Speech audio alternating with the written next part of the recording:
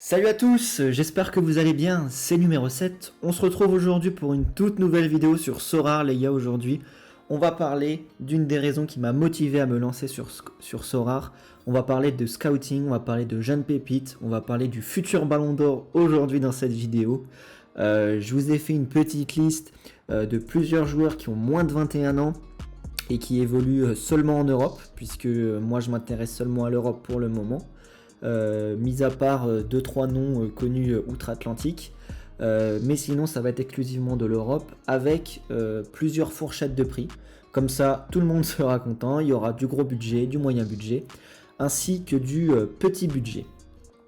On va commencer avec la première pépite du jour qui est Guillaume Djetch, le gardien du RFC Serein en Jupiler Pro League.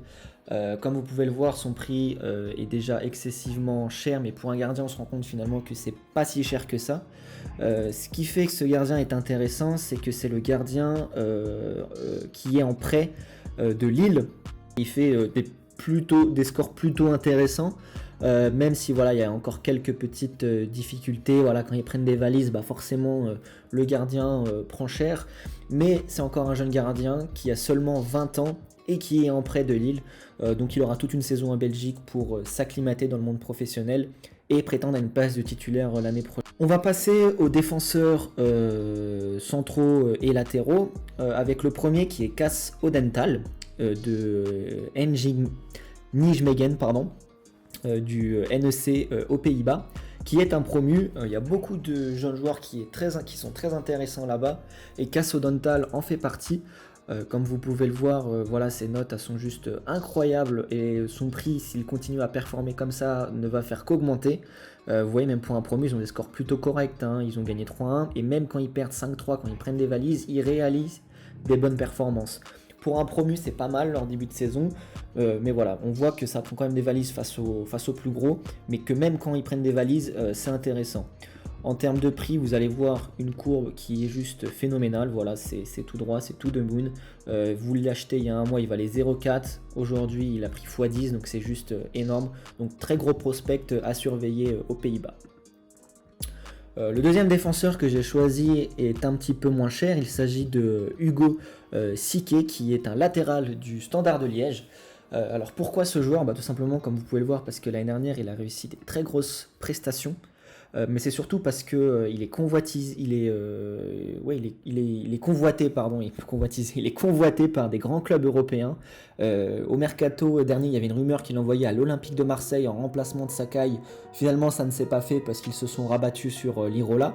Mais c'est un joueur qui a seulement 19 ans et qui réalise des scores, voilà, impressionnant, que vous pouvez mettre titulaire, même si cette année c'est le début de saison, il galère un petit peu en ce début de saison, mais il finira sûrement par se reprendre, donc c'est très intéressant comme joueur. L'autre défenseur que j'ai à vous présenter, qui coûte un petit peu plus cher, est une grosse pépite. Il s'agit de Tyler Harwood-Bellis, qui joue à Anderlecht pour le moment, mais qui est prêté par Manchester City. Et une fois de plus, si on regarde ses scores, voilà, l'année dernière, il a commencé, il n'a pas joué tout de suite, mais quand on se rend compte, voilà, que là, il a commencé à prendre ses marques, il nous fait des scores juste incroyables. Et une fois de plus, voilà, si vous regardez un petit peu son prix en tant que limited, voilà, vous vous rendez compte qu'on a une courbe qui est juste aussi incroyable. Et lui, c'est vraiment très très très impressionnant parce qu'il était à 0,4, 0,5 et il est même monté jusqu'à 0,73. Donc c'est juste énorme. Et en plus, gros prospect par Manchester City, donc c'est pas un hasard. Ici, je vais vous parler d'un jeune qui est fraîchement sorti du centre de formation, qui s'appelle Alex Baldé, qui joue au FC Barcelone. Le FC Barcelone va compter sur beaucoup de jeunes cette année, suite à leurs problèmes financiers, ils n'ont pas beaucoup pu recruter, donc ils vont sûrement compter beaucoup sur leurs jeunes.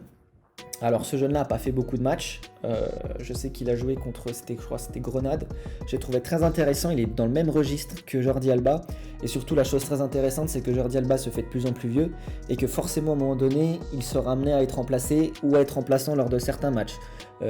Ils vont jouer la Ligue des Champions, on ne sait pas jusqu'à quand, mais ils vont la jouer pour le moment jusqu'au mois de février, donc il y aura forcément des turnovers en championnat, et Alex Baldé est le remplaçant de Jordi Alba. Donc à cet âge-là, pour le prix que c'est pour le moment et pour un club comme le FC Barcelone, c'est très intéressant. Il aura du temps de jeu, il aura des minutes de jeu pour s'aguerrir et emmagasiner de l'expérience. Donc je pense que c'est un très bon investissement à faire, certes un peu onéreux parce qu'il ne va pas vous faire des performances, mais pour l'avenir, pour dans 1 ou 2 ans, ce sera sûrement le titulaire au poste de latéral gauche. On va sortir un petit peu des joueurs qui sont connus et on va aller tout droit vers l'Autriche. Eric Martel, qui est un joueur que je ne connaissais pas, que j'ai découvert grâce à Sorare. C'est un milieu de terrain international allemand formé à Leipzig, si je ne dis pas de bêtises, qui a été transféré à l'Austria de Vienne et qui a été titulaire dans toutes les catégories jeunes allemandes. Donc milieu de terrain un petit peu dans le registre de ce qu'on avait pu avoir comme les Khedira, comme les Kroos. C'est un joueur qui va jouer un petit peu plus en tant que 8 avec une très bonne vision du jeu et voilà, si on regarde ses scores c'est tout de suite très intéressant. Voilà, c'est un investissement, ce genre d'investissement avec des joueurs aussi jeunes et qui performent tout de suite, forcément c'est les investissements qui vont vous rapporter le plus, parce que les jeunes joueurs sont les joueurs les plus prisés, ce sont les pépites de demain, ce sont les futurs stars. Et Eric Martel, si l'on croit à ses statistiques, à son temps de jeu et à ses performances, ça peut faire partie des joueurs à surveiller sur Sorare pour les prochaines années au poste de milieu de terrain. Pour les budgets un petit peu plus restreints comme les miens, vous avez Ismaïla Koulibaly. Alors Ismaïla Koulibaly, cette année, il aura une saison très compliquée parce qu'il joue au Beerschot. Et le Beerschot, cette année, comme vous pouvez le voir, c'est catastrophique. L'année dernière, ils avaient commencé, ils étaient incroyables. Au bout de la 15e journée, ils étaient premiers, je crois, ou dans les 3 premiers. Et cette année, c'est catastrophique, ils sont derniers. Néanmoins, vous pouvez voir que même dans ce naufrage, c'est le seul qui sort la tête de l'eau et qui est très intéressant, avec des scores plutôt intéressants.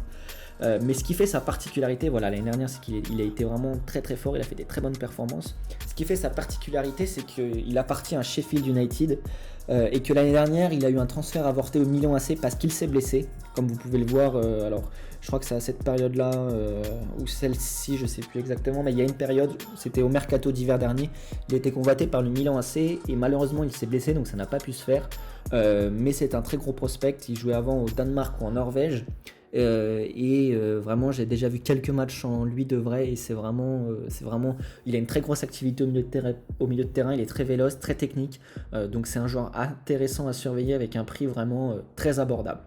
Je vais vous parler maintenant de 2 joueurs outre-Atlantique, avec un joueur qui peut être envisageable et un autre qui est déjà très connu. Le premier, c'est Luca Orellano qui joue à Vélez en tant qu'ailier. C'est un 2000, donc il a seulement 21 ans. Et cette année, voilà, il commence vraiment à enchaîner les bonnes performances en marquant, en étant décisif pour son club.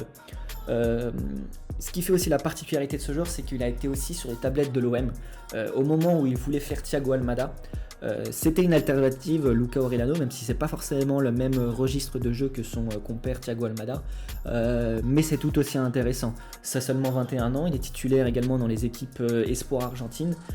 En poste d'ailier du côté argentin, on n'a pas des masses, on a simplement Di Maria qui a 33-34 ans, qui est un petit peu en fin de carrière, et on a Ocampos, donc vous voyez qu'il y a une place qui est à prendre, donc ça pourrait être lui. Très technique, pareil, très grosse frappe de balle pour avoir vu quelques matchs de Vélez. Donc c'est un investissement qui pourrait être aussi intéressant.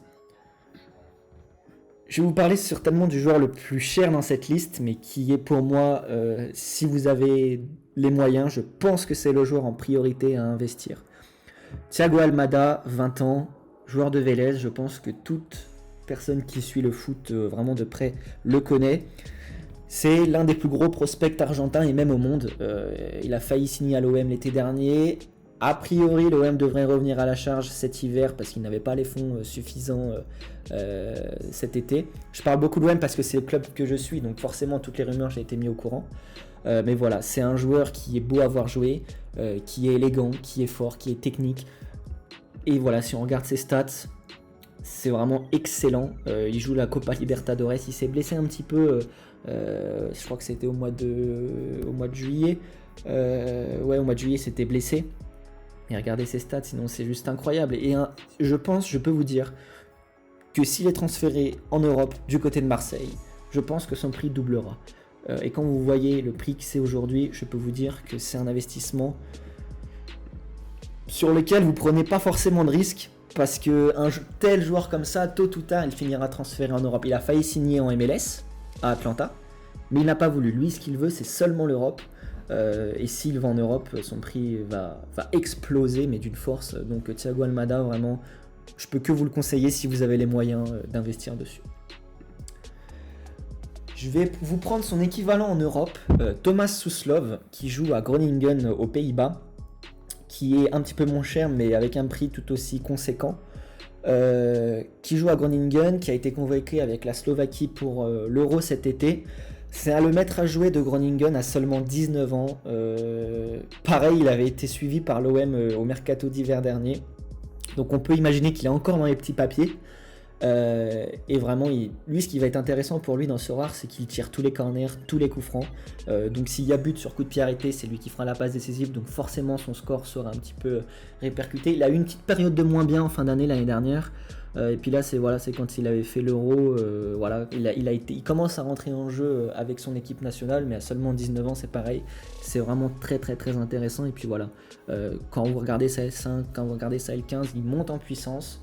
Toujours titulaire avec Groningen, donc vous pouvez l'aligner dès maintenant. Et c'est pareil, je pense pas que c'est un investissement sur lequel vous prenez beaucoup de risques. On va passer aux attaquants. Le premier que j'ai choisi, alors forcément les attaquants, vous n'avez pas grand chose pour des petits budgets, mais pour 0,20, 0,25, vous pouvez toujours trouver quelque chose. Le premier, c'est Emmanuel Emega, qui est un 2003, qui vient tout juste d'avoir 18 ans. C'est vraiment n'importe quoi, et qui a joué déjà l'année dernière, qui a marqué également son premier but l'année dernière. Alors là, ce qui fait un petit peu une petite particularité pour ce joueur, c'est qu'il est encore jeune. Donc forcément il n'a pas beaucoup de... Voilà, il rentre souvent en cours de jeu. C'est plus un investissement pour le long terme celui-là, mais j'ai lu beaucoup d'articles qui disaient que voilà, c'était un style vraiment très vif, très rapide, avec une bonne finition. Le Sparta Rotterdam, c'est pas une grosse équipe des Pays-Bas, mais néanmoins on peut toujours imaginer un transfert. Alors peut-être pas dans une grosse équipe de Pays-Bas, mais je sais que les équipes belges et les équipes allemandes scoutent beaucoup aux Pays-Bas, et son nom sera forcément dans les petits papiers d'un grand club, et on peut imaginer un transfert pour l'année prochaine, parce que voilà, être titulaire à seulement 18 ans, 17-18 ans en Eurodivisie, c'est pas donné à tout le monde. Un joueur qui est pour moi très très très fort, que j'ai déjà vu jouer en vrai pareil, et qui je trouve est très intéressant, et à la fois en termes de joueur et à la fois sur Sorare, c'est Mikel Balikwisha, qui jouait l'année dernière au Standard de Liège et a été transféré pour 5 millions d'euros du côté d'Antwerp. Alors vous pouvez voir qu'actuellement il est blessé, mais il revient la semaine prochaine. Il est avec la sélection belge pour le moment en jeune.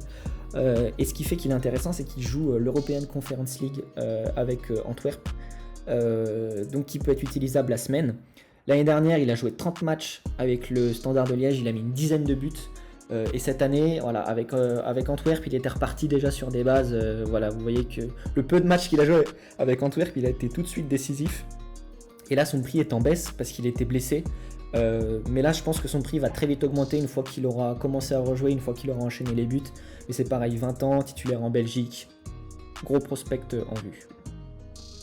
Dans le même budget, vous avez Thiago Thomas, qui est pour moi un joueur un petit peu plus d'avenir.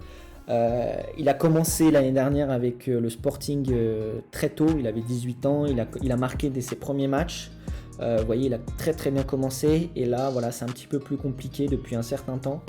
Mais c'est un joueur qui est très intéressant, je regarde beaucoup le Sporting, je le trouve très intéressant. Alors il lui manque peut-être un petit peu de finition, c'est un buteur, mais c'est pas un buteur pur, c'est plus un buteur, je dirais un petit peu à la Dario Benedetto, si vous voyez ce que je veux dire, c'est-à-dire qui a une très bonne vision du jeu, qui sait bien se placer, mais voilà, c'est pas le genre de joueur qui à l'avenir mettra 40 buts dans une saison, c'est plus un joueur au service du collectif.